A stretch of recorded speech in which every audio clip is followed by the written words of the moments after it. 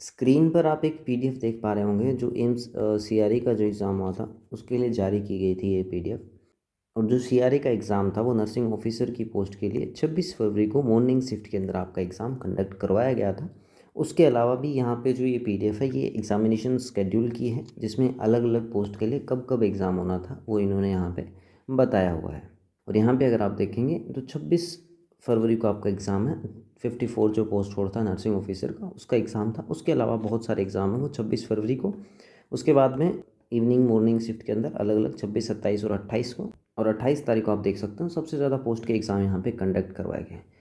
AIIMS का normally जो result देने का टाइम पीरियड रहता है वो 7 से 10 दिन रहता है, और मैंने जो बताया था वो ये कहा था कि 7 दिन के अंदर आ जाता है और रिज़ल्ट आने के चांसेस हैं काफ़ी, लेकिन अभी भी रिज़ल्ट नहीं आया है। तो क्या रीज़न हो सकता है कि जो आपका एम्स सीआरई वाला नर्सिंग ऑफिसर का रिज़ल्ट है, फिर और जितने भी पोस्ट कोड हैं उनका जो रिज़ल्ट है वो डिले हो रहा है, उसका मेन रीज़न क्या है, क्या कारण हो सकता है, उसकी हम बात करेंगे।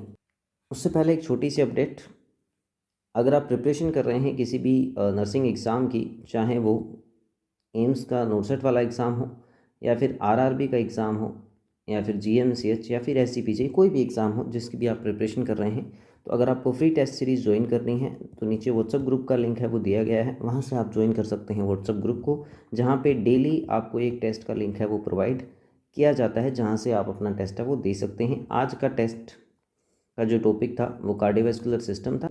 अगर आप वो टेस्ट देना चाहते हैं उसका लिंक वीडियो के डिस्क्रिप्शन बॉक्स में आपको मिल जाएगा, आप वहाँ से टेस्ट है वो दे सकते हैं। अब अगर हम बात करेंगे रिज़ल्ट लेट होने का रीज़न, यहाँ पे जब आप देखेंगे तो इन्होंने कहा है कि कुछ एक रीजंस की वजह से कुछ पोस्ट का जो एग्ज़ाम, जो पोस्ट यहाँ पे मेंशन किए हैं, जो ग्रुप कोड यहाँ पे दिए हैं, उनका जो एग्ज़ाम है वो क्या होगा, लेटर स्टेज में कंडक्ट करवाया जाएगा, और जैसे ही वो करवाया जाएगा उसका जो नोटिफिकेशन है वो नोटिफिकेशन आपका क्या है, साइट पर आपको एडवर्टाइजमेंट वाले लिंक के नीचे मिल जाएगा।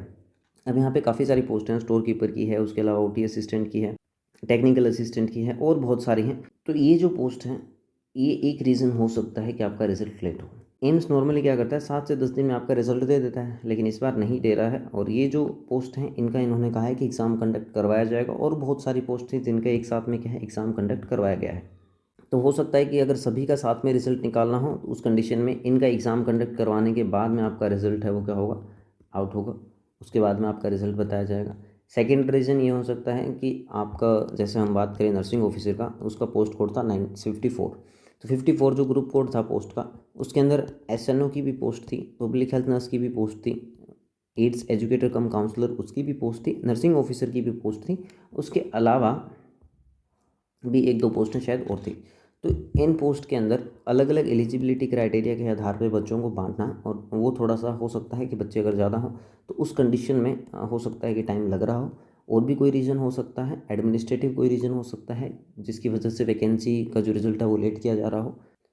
रीज़न जो भी हो, लेकिन रिज़ल्ट है वो आपका डिले हो रहा है। और ये दो तीन रीज़न हैं जो मुझे लगता है कि पर्सनली हो सकते हैं।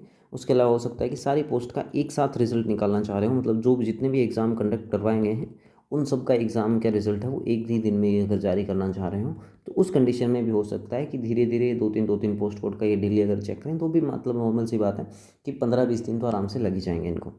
इसमें जो पॉसिबिलिटी निकल के आ रही है रिज़ल्ट आने की, वो उसका कुछ भी कंफर्म नहीं कह सकते हैं। रिज़ल्ट है वो क्या हो सकता है, कभी भी आपका जारी किया जा सकता है। तो आप एक ही चीज़ कर सकते हैं, रेगुलर वेबसाइट विजिट कर सकते हैं। उसके अलावा अगर वो आपको हेक्टिक लगता है तो आप मेरे चैनल को सब्सक्राइब कर सकते हैं, और उसके आपके पैसे भी नहीं लगेंगे, टाइम भी नहीं लगेगा, और जैसे ही रिज़ल्ट आओगे तो आपको नोटिफिकेशन है वो मिल जाएगा।